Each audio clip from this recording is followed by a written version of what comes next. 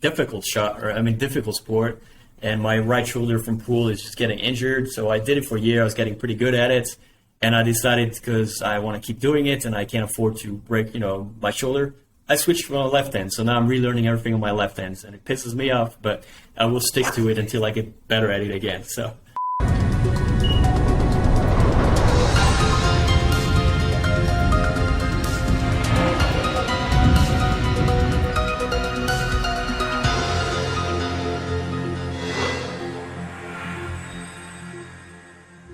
My next guest has an extraordinary blend of unique billiard talent and spectacular shot execution. Try saying that 5 times fast. He's simply trick shot pool at its best. See, when you watch him gracefully defy the laws of gravity and motion, it's kind of hard to believe that someone so young can possess such advanced talent. Trickshot pool typically takes years to master, and most of the top names have been playing since they were either 3 or 4 years old. But my next guest began fooling around with this trickshot pool thing when he received a mini pool table for his 18th birthday as a gift. And he learned trick shots initially from videos online that he was watching and just imitating what he saw. But not satisfied with any of that, he quickly moved on to inventing his own modern-day version of old classic trick shots. And within 2 years, he was competing against trick shot artists, trick shot pool pros that have been playing since before he was born. And he hasn't looked back since.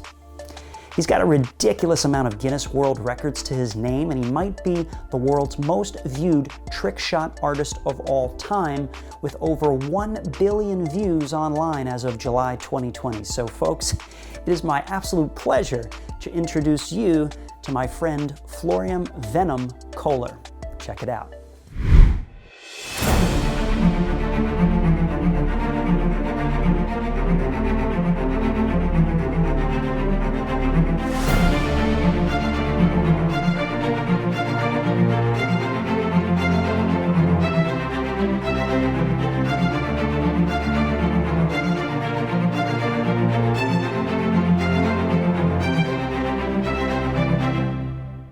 Hey, Florian, welcome to the Making Magic podcast. Thanks for joining me. Hey, good to see you, my friend. It's been a while. It has been a while. We met in Vegas a couple years, 2019, I think, right? Yeah, probably something like that, yeah. 2019. Was Rick, right? With Rick, yes. And had a privilege of watching you work live, not only in your natural habitat at the yeah. Is the Wyndham, right? The what? The Wyndham Resort. Oh yeah, you're right. It was also I forgot about this one. Yeah, I can't remember actually this one. Too much stuff in between. You got a lot going on in your plate, and we're going to be talking about some of those things during this episode. And I brought you on because you are very creative in your own right. You're not a prop builder per se or a magician, but you are actually a performer. The way that you do your work, it's a performance and a sport. So it's right at the edge, I would say. It's really a crossroad in between both, which is really cool, and kind of a no man's land in the same time, right? Because it's a very different thing. So, but yeah, it's for me, it's all it's about. So. Yeah, it's all about balance. So we're going to talk about how you balance this out. And I always like to open the show, Florian, with my guest sharing a story of the very first thing that they ever created, since the show is focused on creativity, and your specialty is creative trick shots in pool. So if you want to take us back to that moment, perhaps the very first trick shot maybe you created. It's hard to say. I don't think it's even possible to pinpoint the exact moment, the exact shot, right? I can tell you the process to get there, though. So whatever started. So I learned pool. I didn't know how to play pool. I learned from the internet, really. I was one of the first internet child, as far as pool trick shot goes. So I got this pool table. I don't know how to play. So I looked at videos online and I'm like, oh, cool. Learning a few trick shots in there.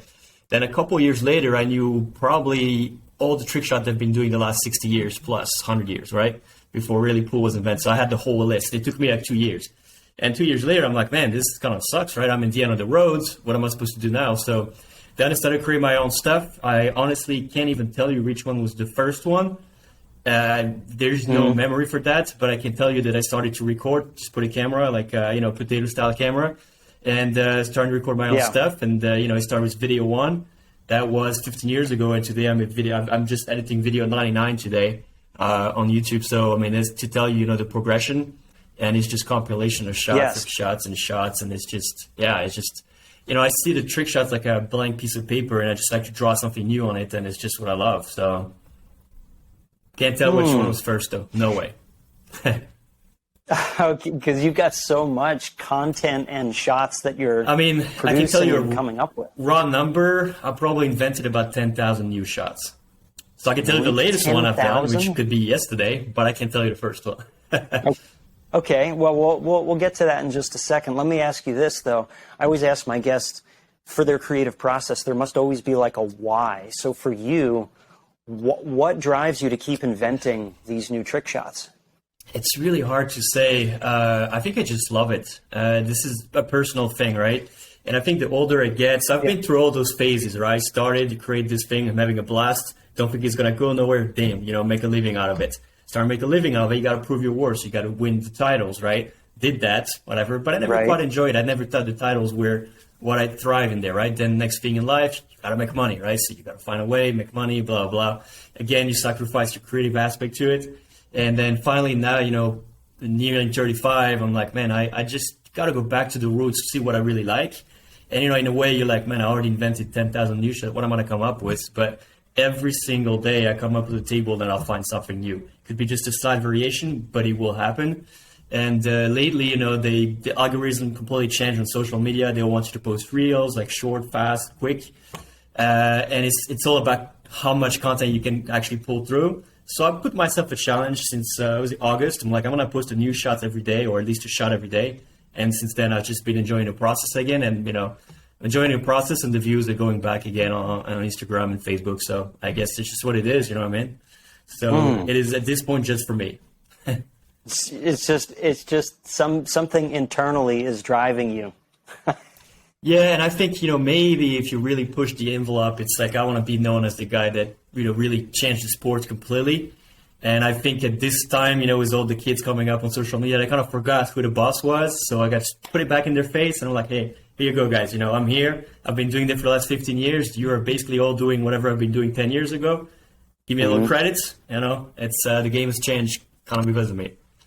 Wow, that's really impressive. That's amazing. That's just someone who's driven to take a sport and just not only become the best at it, the best modern day version, but to redefine what it is. It's exactly what it is. It's just about reinventing, redefining. And the way I see it is like, you see those guys that they created, Travis Pastrana and all those guys, bike and whatever. One guy created a backflip, right? The next guy could do a double, a triple, and now all there, and he just keeps pushing them, pushing the limits. And that's exactly what I'm trying to do for pool. It's just the same thing. And interestingly enough, I always thought that, by now some kids would really have caught up to me and be like better or creating new stuff, but not quite there yet. So, I'm going to keep pushing a little bit more. So you're still the new kid on the block, basically. Not really. It's a completely different aspect. I'm not as young anymore. I'm not the new kid on the block. It's not just the young prodigy or whatever it is. It's a whole different ballpark, but really it's just the creativity thing. I can't explain it. It still is there. And it's as soon as I touch the table and go back at it, it just starts, roll back. Now, if I don't touch the table, it's not really as much an obsession as it used to be. But as soon as I get the practice in, and it just goes back to it. Nice. What if, let me ask you this, what did you learn, or what do you learn every time? So every time you create a new shot, you must learn something from it, right? So let's start from the beginning and your progress of learning. What would you say the most important thing that you learned from creating all of these trick shots over time? First off, it's a character, right? You just learn a few things that you need in life, which is never give up. Always, keep the course, try to push yourself. It's just all this stuff really comes into play, and some days are good. You're going to come up with like 5 shots. They're 2 hours done, right? It's great. Fantastic shots, easy enough, whatever. And then some days it's just nasty. It's just nothing works. You just start, but it just doesn't go. And I mean, I had one of those yesterday. Probably took me 2 hours to complete. And it's kind of meh, but whatever it is, right? It's just the way it works. And sometimes it's better than others. And I think the whole thing is just like life. It's just a metaphor for life, really. Some days going to be better than others. Everything's going to roll your way. And sometimes you just got to fight all the elements and, make your way through. But as long as you work hard, and if you work harder than anybody else, in my opinion, you're always going to come up on top. So I think that's what I've learned out of it. As far as, technically, obviously, the more you're going to do the same shots over and over, you're going to repeat the technical part of it and get better at it. And, sometimes a shot that you can be weak at a kind of, follow, draw, whatever, you can just push it for a little while.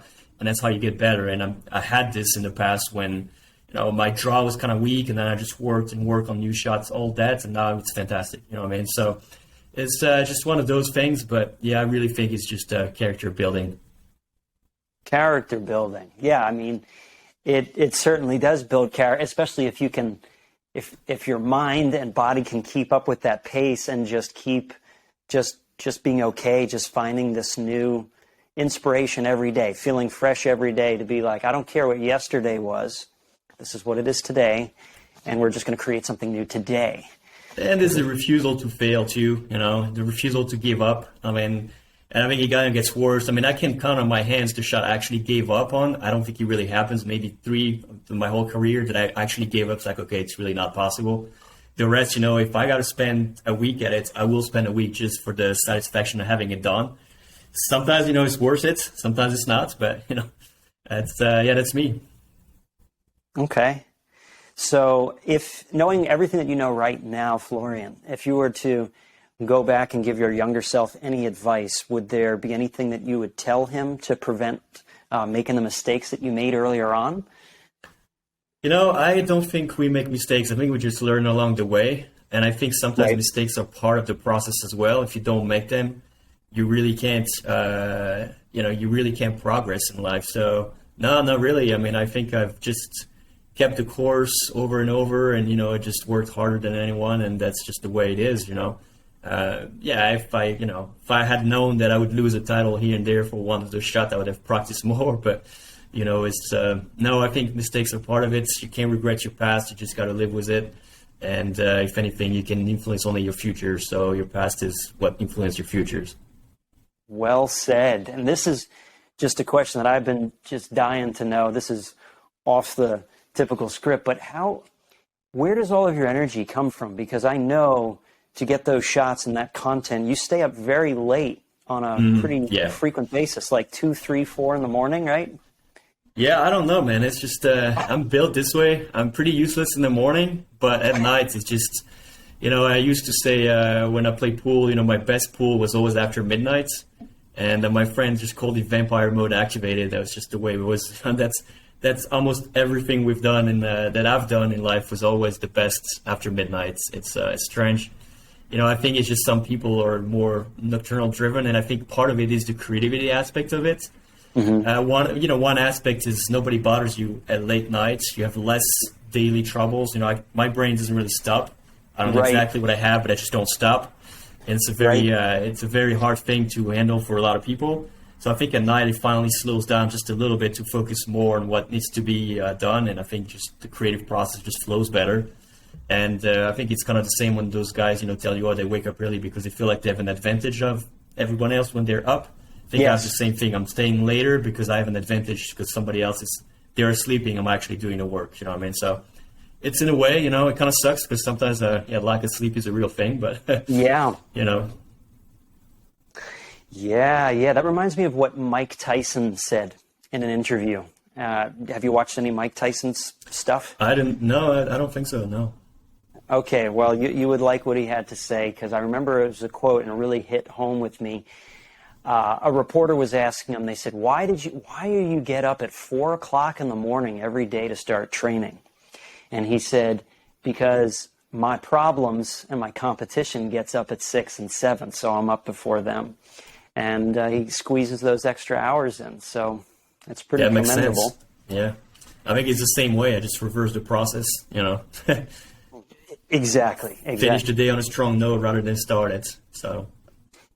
Exactly. So do you get up super late then on a regular basis? Yeah, before 10, I'm not in a great mood. So, I mean, obviously, I'm running 3 business currently, so I don't really have the luxury of picking my hours, really. So sometimes, I don't have a choice. Right. But yeah, if you let me, I mean, my best time to wake up like 10:30, just get like kind of an early lunch, and then I just kind of run through the whole day nonstop, basically, without really stopping. I think it's just a very efficient way for me. I feel like I'm not as efficient when I actually wake up earlier, because then I'm, feel not as, it's just weird, It's very hard for people to follow me, I can tell you that, because I've had friends at the house training or whatever, and it's very rare somebody can actually follow me. It's strange.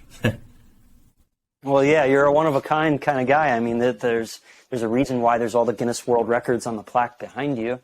And there's a few behind me. Plaques behind you. What was that? So there's a few behind me. I think I currently have 11. Just a few. Yeah. Just a few. Yeah. So let's fast forward then, because you probably, like you said, forgot the first shots that you were playing around with. Let's go. What are you working on recently? The things that you're creating recently. Can you tell our listeners and kind of, for our viewers, walk us through kind of what you're working on now? Like, what's the shot look like? What does it do? That's very interesting, because I always try to work on like a bigger project, and I've done so much in my life already that I don't really know what the bigger project really is, and it's just reaching a time when it's like money versus everything else, right? And unfortunately, my industry is not the best as far as money goes, so we don't have massive budgets. I mean, we don't have so it's always kind of trying to figure out a way to make it as cheap as possible. I mean, spend as little money as you could. But I mean, I have big projects in mind that I just don't know if they're going to translate ever or not. If you're familiar, I mean, we've moved pool tables a little bit everywhere in like exotic location. We've done by a swimming pool. We created like a studio, like the Apple style, all white. We've put a pool table at the airport in Vegas. We've put a pool table actually at the Mayweather Boxing Club.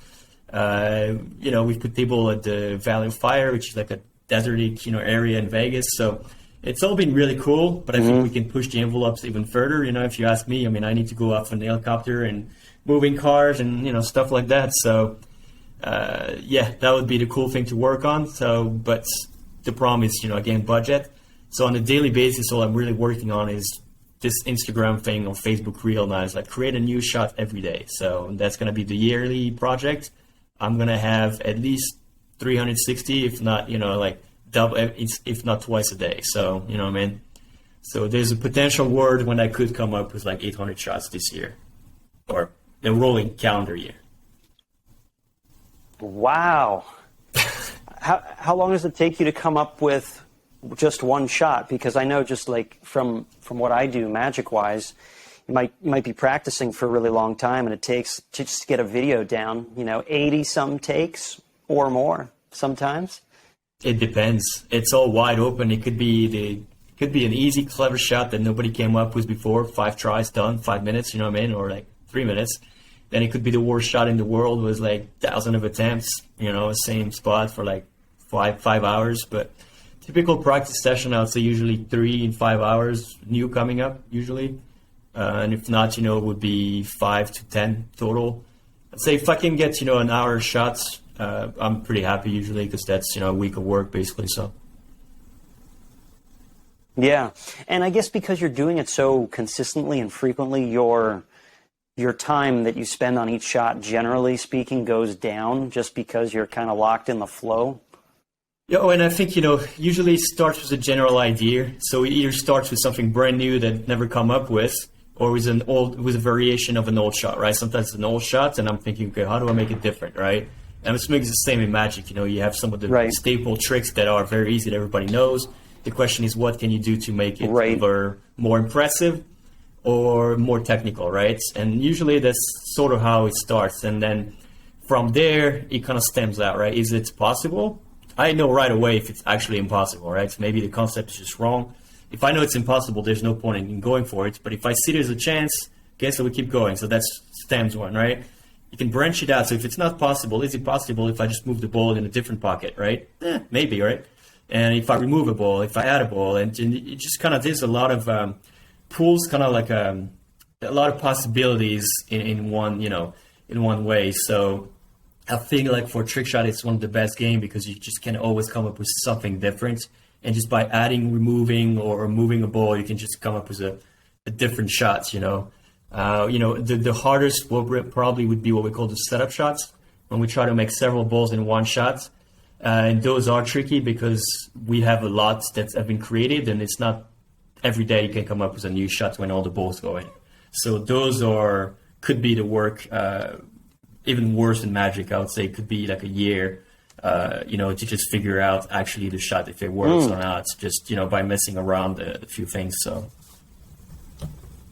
Well, there's some things in Magic that take years, plural, like years, to just kind of work out. So I totally feel the pain there. I know what you're talking about. But yeah, that's right. I think about like all the curveball shots would be very difficult. But yeah, a multi-ball shot where you do it at the same time is what you're saying, right? To get all of them in. Yeah, see, the funny thing is some of those curve shots, they're more of a technical thing. You know right away if you have the ability or not. So like, are you going to run the 100 meters under 10 seconds or not? Or are you not ever going to do it, right? You kind of know.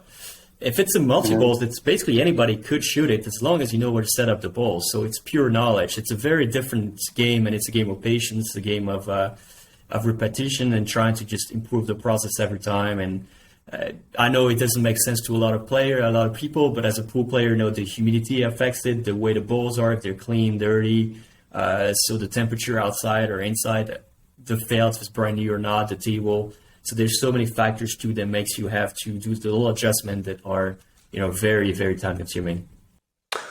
That I can believe because, for instance, like professional tennis players, I believe it's the same thing. They can tell when the ball that they're using has lost its level of firmness. Yeah. And like if it's a little too soft, it doesn't bounce off the racket quite the same, and they can tell. You really can tell. Or the ball of a tennis ball, that furry stuff on the outside kind of wears away. That affects too how the slice hits happen, and it's really these little subtle things that add up over time. There's obviously stuff you can only feel after, millions of hours of practice, really, that just, it's just the way it is, so. Got it. Is there, can you educate the viewers and listeners, like, on any particular trick shot pool lingo that we're not aware of that might be, help us the next time we're watching one of your videos online? Like, I know there's the English, right? Yeah, so English is the side spin. So basically, we're going to use a cue ball as a clock, right? So if you take a clock, you can use all the different numbers. So, if you shoot up at 12, so that would be follow. So you shoot above the cue ball, the ball follow, goes forward. If you shoot below at like 6 o'clock, then you get to go under and it goes draw. So make the ball come back. And then you get the side spin. So if you go 3 or 9, then the ball spins left or right? And then you can combine this. So let's say you shoot at 7 o'clock, for example, then you have bottom, touch of left spin, and then it's going to affect the way the cue ball is going to come after the rail. It doesn't really affect it when it's straight line, but it does affect it when it comes off of a rail, and that's the spins that we use, right? Then, of course, you have the jump shot, the masse shot, the stop shots when you just stop the cue ball. So, there's a lot of lingo. One thing I can tell you is ball, cues, the tip is the front of it.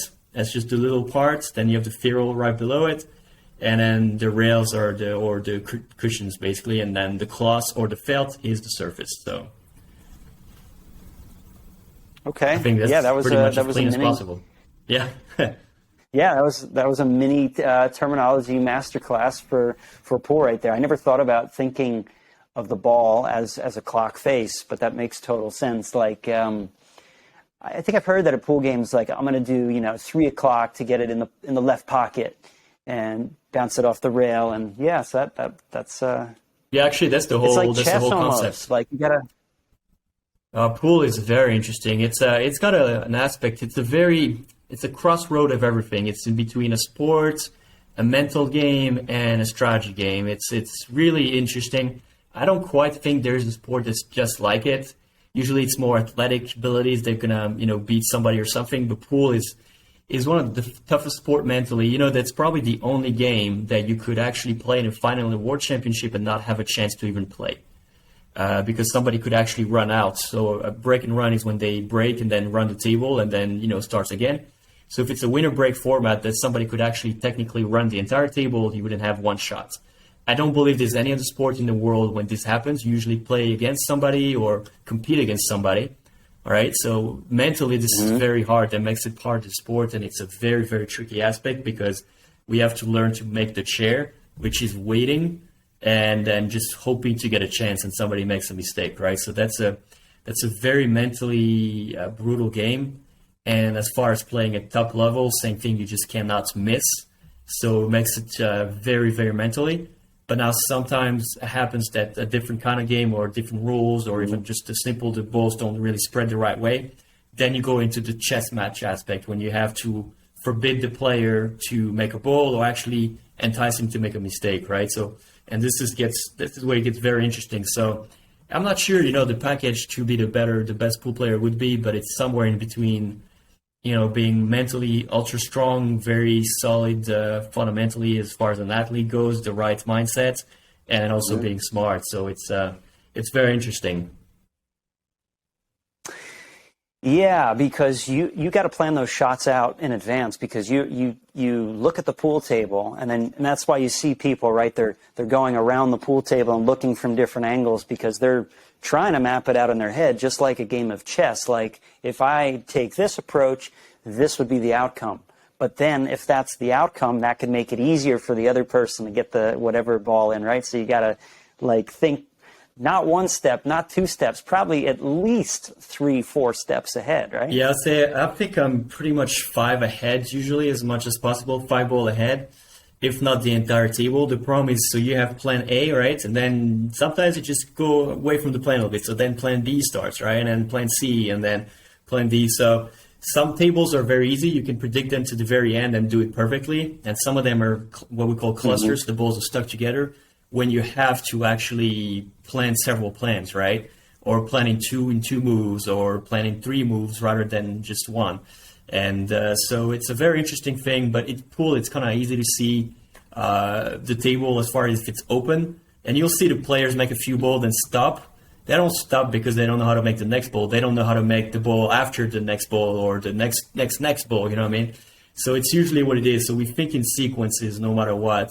There's nothing wrong with rethinking the sequence, but you always got to think in sequence because if you just make one ball, you'll never really get anywhere.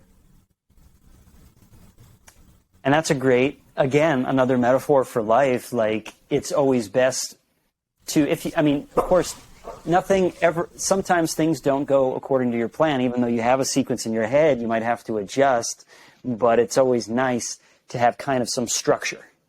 Yeah, and I do a few teaching. And people, that's usually what messes people up is like they think you are going to have pros have a plan and they never miss the plan. And so when they start to go away from the plan, then they miss and they just get into their own head.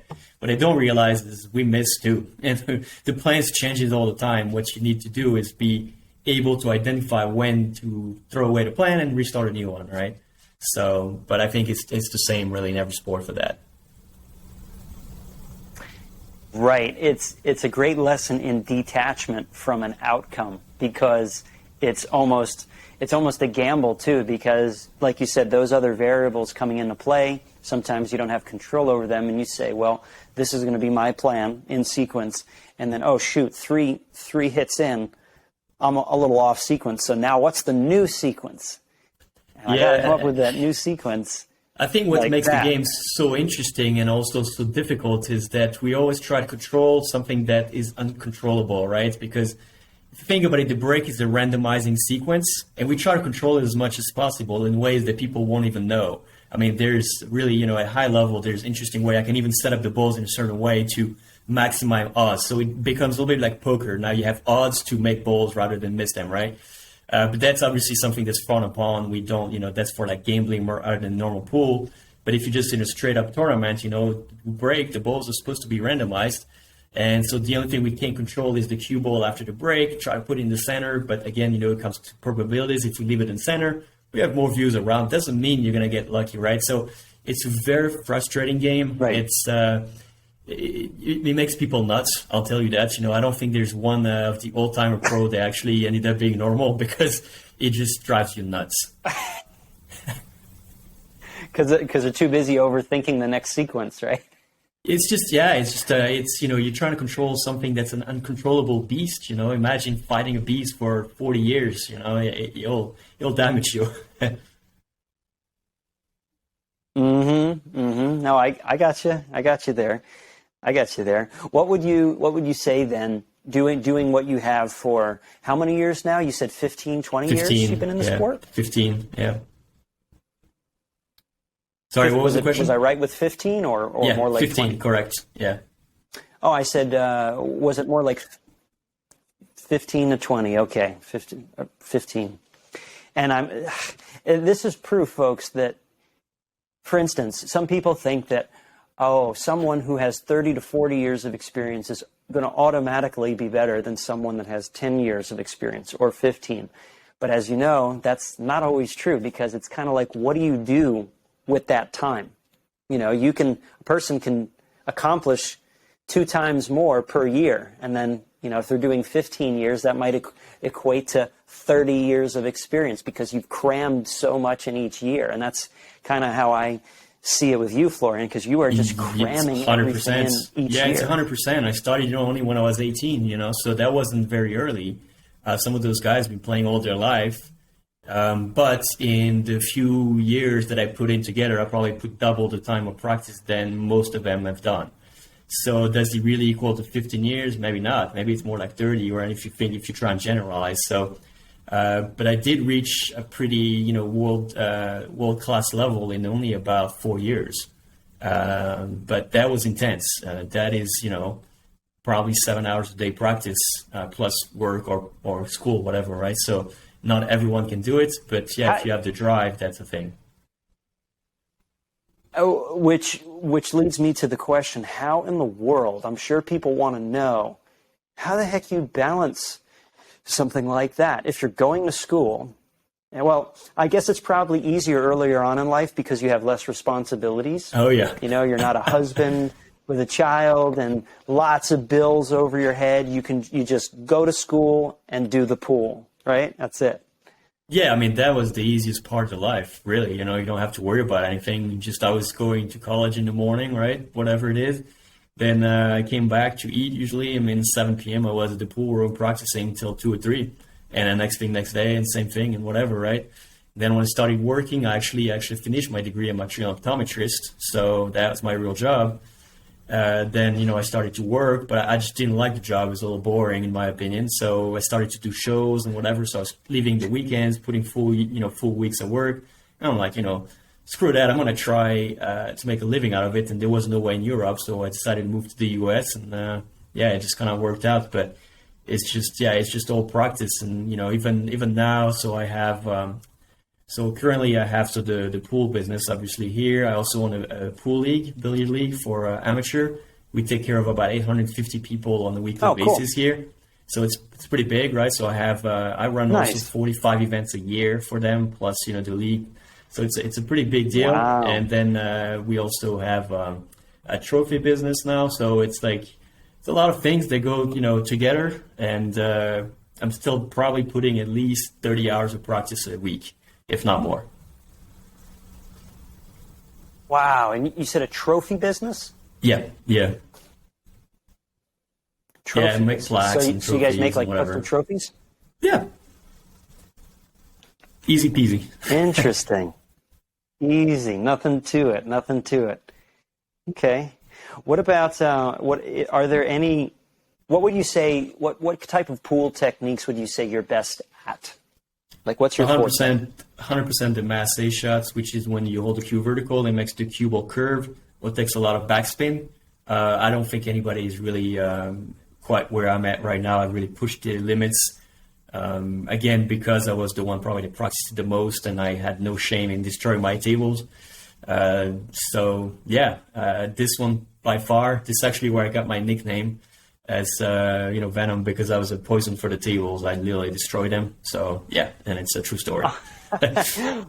From the masse shots, which you're saying go down like this and hit the ball at an angle. Yeah, so if you hit it at an angle that's too much angle, you're gonna make a cut in the felt. If you hit it very straight and you hit it well, it's still gonna create a burn mark. And if you do it enough, the burn mark will actually burn through the entire felt.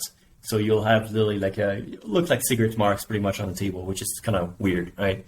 So yeah, it's my felt usually lasts about 3 months tops, and right now it's on its last leg. I'm looking at it right now. It's a shame. So 3 months. That's it, huh? Yeah, for me, that's what I'm going to get out of it. So do you have like a regular religious practice of like refelting your table or buying a new table every 3 months? How does that work? No, the table is just those are pretty solid, but you need to refelt, just removing the surface and just removing all the fabric basically piece of it and the rails. So it's kind of a long process. It's an easy 6 hours job. So it's it's not the greatest thing in the world, but that's what it is. So that's I think that secret right there is why you are the best at what you do, because 99.999% of people are afraid to damage stuff, especially that's theirs, especially stuff that costs money related to their job. It's kind of like, it's like a magician ruining their expensive props, but it's or running through all of their expendables like confetti when practicing, but it's kind of like a thing that you have to do so you can feel out everything and really know what the limits of everything is. And I guess that's just 100% pushing right. the limits. It's a commitment thing anyway. You either commit or you don't. You commit to be good, you got to spend the time and the money. And I mean, it's not just material, it's, even injuries. People don't realize I actually get injured doing this thing. You can't really see, but my thumb is like completely, blistered usually and all this stuff. I mean, I dislocated my wrist playing pool. I did pop 3 bones out, hit myself in the head several times. It's just part of it, And my walls usually like a surface of the moon, looks like craters everywhere. So yeah, it is definitely, you're consuming stuff, man. So humanly and materially. Yeah. Yes. You're pushing the limits of the body, the mind, and your walls, your walls and your table, basically, for what you do. In your case, I've seen a few of the balls. They bounce off the rail and they right into the wall. Yeah, if it's the wall, it's fine. If it's your head, it's not as fun. Then the dent is in your head instead, and then that's a whole other hospital visit kind of thing. What would be, Florian, your biggest epic fail doing what you do? Maybe perhaps your worst injury. I think that would probably be a more exciting story or thing to hear about. I don't know. I mean, I never really, the fails are cool too, because if they're on video, they make great thing. I mean, I got, hit in the head a few times. I mean, this thing get viral. I broke a pot. It's just went viral too. It's just like, funny thing. But if you're talking fail, I was doing a show early on in my career, and it was pretty big. Like, oh man, like probably like 300 people watching that thing. And I'm going around the table, and they had those metal corner, and I caught my pants to it, and I ripped my pants wide open, So I finished the show like this. But that was I would call that a fail, but it was funny, but whatever, just keep doing the job. But yeah, I think that's pretty cool. Yeah, it doesn't affect your pool shots, but it certainly affects the where the audience's attention is. Yeah, so you just make it a little shorter, right, and here and there. So now I'm a little careful, but I've ripped a few pants, I'll tell you that. So just going too fast around the table. So that's right, going too fast, rip the pants, and then you have an entirely new addition to your trick shot act. There are more balls visible than what is on the table currently. So you got to just much information be careful. There, right? Yeah. Yeah, depending on how many families are in your audience. The good news is, maybe you can make that a part of your act.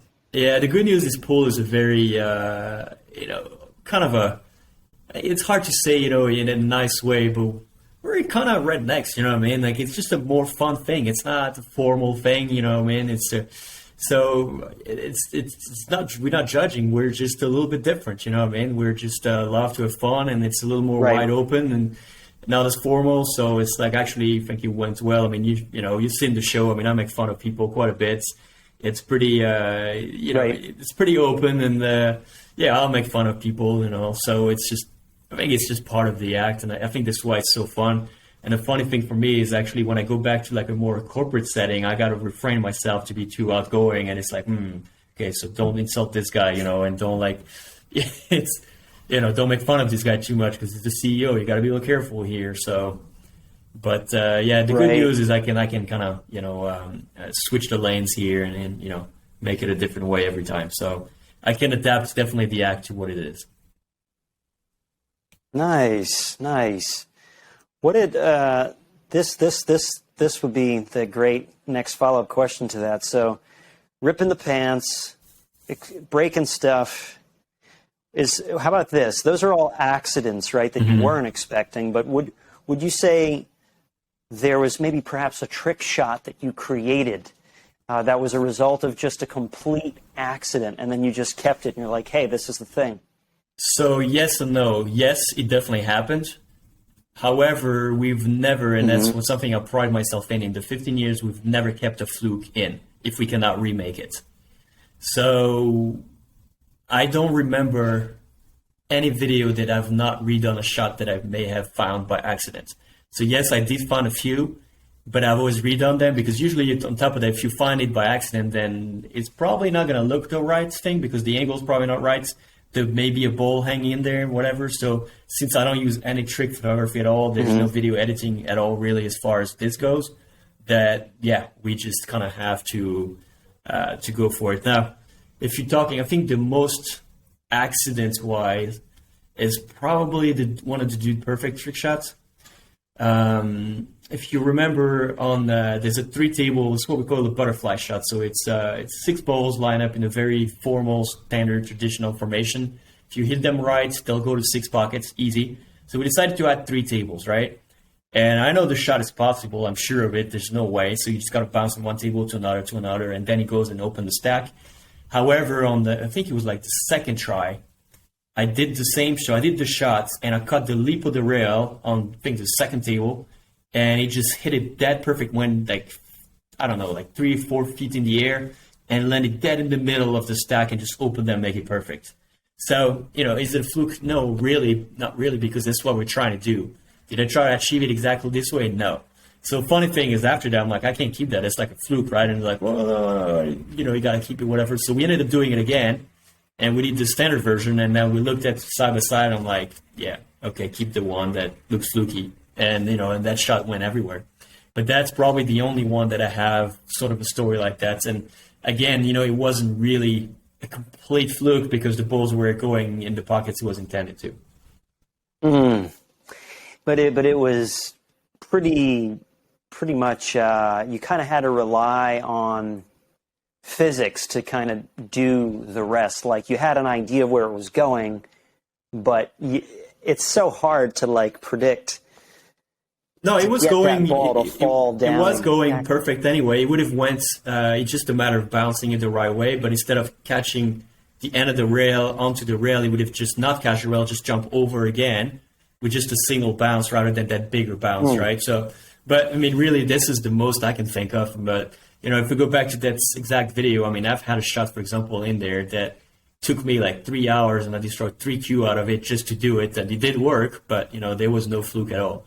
And that was, shooting from the second story, ball into the rail, ball in the air, off the cue in the air, went down, traveled I don't know how far into a golf hole, and that just was just stupid, holding one in pool, just, yeah. Wow, yeah, and I have seen that shot, and for those who haven't seen it, you saw it during this video here. It was spliced in, and it was pretty incredible. I mean, it looked like magic. It was just boing, boing, and then on the third, and everything just goes bloop. It's just, it's satisfying. It's so satisfying. That's the best way I could describe that. So, Florian, what inspired you to be, well, I could ask, generally, what inspired you to be a pool player, but what inspired you to be a creative trick shot pool player? Like rather than just an ordinary pool player that plays games for money or just does it at the bar. Hard to say. I mean, he started as a hobby and as a way to learn the game, and then he ended up being really what I like to do the most. So I don't, the only thing I think it is pool becomes boring after a while at high level because it is, always the same thing, trying to make as little mistake as possible. Actually, the best pool will be the most boring one. So I just, it's just my personality. I just like, to be a little more pushing the limits. And I think this, that's pretty much what it is. Pushing the limits is what makes me what I want to do. You're probably thinking about pushing the limits with everything that you do. You seem to be the kind of person that's like, whatever you do, it's just like, let's see how far I can nudge it. It is like that, and I hate pop. losing. That's also a bigger problem. No matter what I do, I hate losing. Lately, I took on a new sport. I took on fencing, and unfortunately, it's a very difficult difficult sport. And my right shoulder from pool is just getting injured. So I did it for a year. I was getting pretty good at it, and I decided because I want to keep doing it, and I can't afford to break, my shoulder. I switched from my left hand, so now I'm relearning everything on my left hand, and it pisses me off, but I will stick to it until I get better at it again. So it doesn't matter. You're just switching to the other side, and that's right. So with pool, right, and especially masse shots, your shoulder is riding up like this all the time, right? Yeah, there's a lot of impact on it, so it's more of an impact thing, and it's just a lot of, it doesn't seem like much because it's a small object, but so many repetition is, it will take a toll after a while. So just like, because of that, I just pop 3 bones like this, this just takes a hit too. And I just need my shoulder for another 10 years, I'll say. After that, we'll see. Exactly. It's a rotator cuff, probably, yeah, right? It probably is. It's just tired, you know what I mean? And you know how it is, high level, no matter what you do, if you stop practicing, you just go down the hole. So taking a big gap for an injury is always a tricky. Not only is it tricky for your game or whatever, but it's also mentally tricky because that's from one day to another, you're losing a big part of your life. It's very difficult. It's depressing, So I'm definitely happier when I can play than when I'm not. I completely agree. 9 years ago now, I had carpal tunnel in both of my hands, and I could not perform or practice sleight of hand for like 6 to 8 months, and that was such a big low. Yeah. And I was just like straining at the bit to get out of that, and so now I do everything I can to avoid ending up in that situation. So I totally get it. Who would you say, Florian, do you look up in your space that you excel in the space of pool and trick shots? And there's no one really question of it. Obviously, you look at everybody else, see what they say. Yeah. 99% of the time, they either redo my shots or an old shot, so I don't really have to look too far. Happens in 1% of the time. Sometimes come up with something cool. It's either a fluke or it's not, but either way.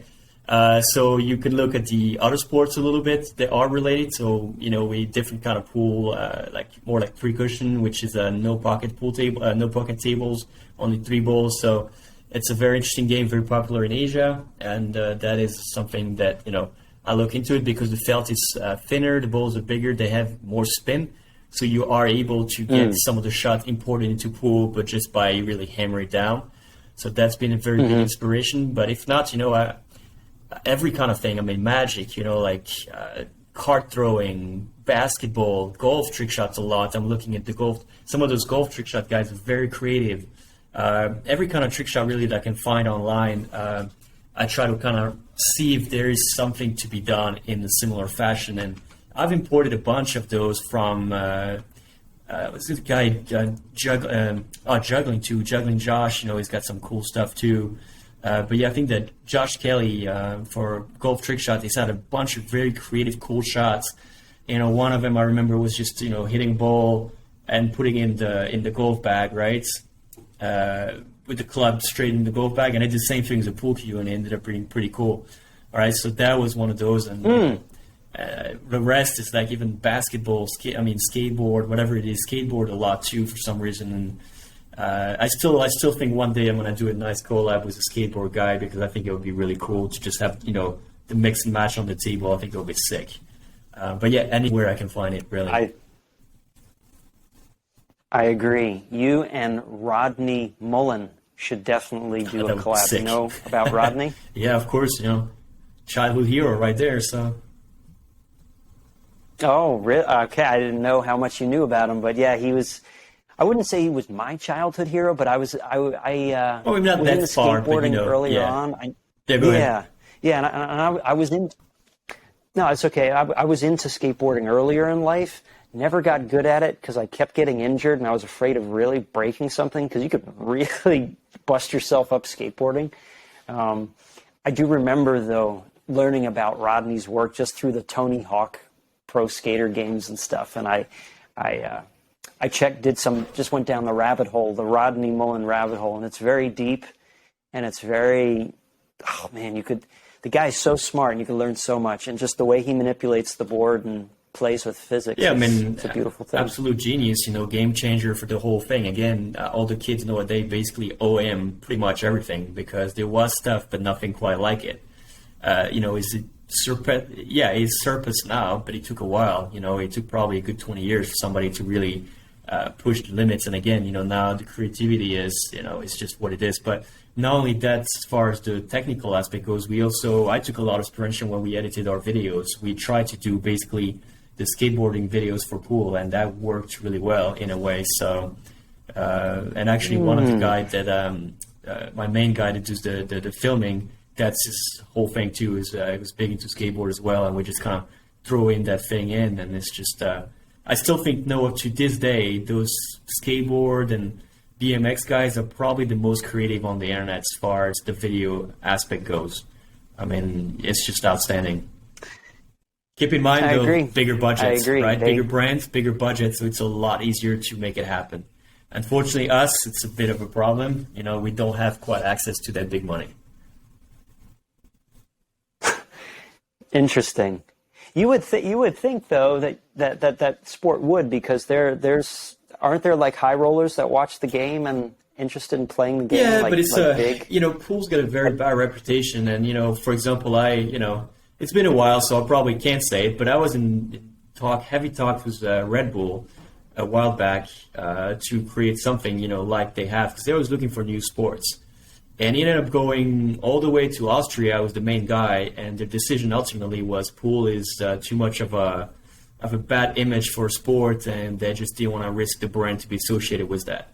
Which is a shame, because I really think they could have pushed the envelope so far with what I did. And but yeah, it's and it was sort of the same as GoPro. We had talks, it just never materialized either. And no brand seems to be able to just take it to the next level for pool because of their reputation, and afraid that it's too linked to gambling, drinking, and like a bad, whatever, not good for your kids type thing. Which honestly may have been the case in the 60s, 70s. It's really not anymore, not as much. Yeah, I never would have even thought of that. To me, like you said, that sounds like really old thinking, and just not looking around and just seeing, hey, let's look at the sport now. What's going on? Who's playing it? What do these people represent? And to me, it seems like currently it's just people who are very passionate about the sport, and all the bar stuff is just for hobbyists or people that don't want to turn pro, and they just play home games. And the Pro Tour had a lot of changes over the years. It's definitely improved, and it's just there's still some aspect to it that the gambling aspect, I think, is it drives people to watch games, but it's just nothing. It's nothing good, so that's why I don't do any of that. I just don't partake in this stuff. It's just not my thing. So happy to what I do. I promote the game as much as possible, and I keep telling those guys, listen, I'm going to promote the game. Whatever the rest is up to in the pool room, keep those kids in, and get them to do the right thing. Got it. Are there any resources that you would recommend that people can learn from to get their creative juices going? Like, for instance, I know you said you look to other sports and what other people are doing in the world of trick shots, but just if somebody was interested in and broadening their horizons and want to get in a creative mindset, do you have any just kind of like general tips? Like, what do you do to get into that flow state? I have nothing else than practice. This is my happiest is when I practice by myself. So I remove all kind of interaction as much as possible. Usually, actually, really pisses me off when somebody goes and bother me when I'm practicing. So my wife knows, she doesn't even try anymore. It's like so I just put music kind of loud usually, and I just practice. And some days it just flows, and some days it just doesn't. I do keep track on a book of like several ideas. I mean, it's not uncommon that I would kind of go to bed and I'm thinking of a shot, then I put it on the book and that's it. And then I come back to maybe weeks later sometimes, or the next day. Sometimes I wake up and I'm like, shit, I'm thinking of a shot. I got to put it on there, right? Because I know if I don't, I'll forget it. But yeah, I think it comes down to me and the table really, and that's just what it is. The rest is either business or it's either working for other people. But when I work for myself, just having fun with it, then it's when the best works for me. Yeah, so finding your flow state, basically just be in a place and a moment where there's no interruptions, and just block that stuff out and just kind of set some boundaries and just say, this is the time where I'm just going to do this. Nothing else matters. And then you nail down all of your focus into that for that set time. Yeah, and I think that's why my schedule ended up being what it is, because, after today, that's when it starts. Just like today, for example, a lot of things, phone calls, whatever, even this, consider this as work, right? And it's just part of it. So, but, later on, nobody's going to ask me to do this anymore, right? It's going to be just whatever. I mean, I may have emails or whatever coming, but I don't have to answer right away. So, yeah, once I can kind of narrow it down, there's nothing else to be done today, brain can kind of just relax, go into the state of it, and that's when it is. Now, obviously, if you got life problems, it's a little trickier, right? But usually, if you just keep pushing and kind of stay in the zone, then you do forget about them too. So, got it. So, guys, girls, whoever's listening and watching, Florian's secret to success doesn't require anybody to attend a multi-$1,000 motivational seminar. Nope. It's really straightforward. There you go. It's really straightforward, guys. It's just he's locking himself in, free of distractions, just grinding it out. And then it's just kind of like the pool table, like you mentioned at the beginning, just to bring things together here. It's like your canvas. 100%. So people need, right? People take, right? You take whatever your canvas is, whether it be an actual canvas, whether it be a deck of cards, whether it be electronics and tinkering and building, or whether it be a pool table, and just play with that canvas uninterrupted. And then your mind makes magic things happen because you're free to start just thinking and going in that space. Yeah, it's exactly what it is. It's I just I feel like if you're going to, if you're trying to brand new trick shot, whatever, if you go to a pool and everybody's going to bother you for 2 minutes, you're just not going to get anything achieved. You can practice, but I don't believe you'll get anything really new out of it done, because it's just, and that's why I don't really go out to practice or nothing. I just, I made it so I build everything in my house that it is, convenient for me to just take this time and then make it as efficient as possibly as well. So that maybe could be the only advice, is spend whatever you need to get this space to make it done, because if you just don't do it, then, it just delays the problem. And you may not be able to get to your full potential if you don't have the needs the way you need it. So. Got it. Dedicated focus space, whether it be in your home or somewhere else, just a dedicated space of focus. This is not only inspirational, but very straight to the point, and I like stuff like this. Very simple and boiled down, and I hope you guys got something out of this. So, Florian, I'd like to leave it to you to let everybody know, my viewers and listeners, where they can learn more about Florian Venom Kohler, where they can find you on social media, and how, if they're interested in perhaps if there's some people who run pool conventions and things, how they can get you to their convention.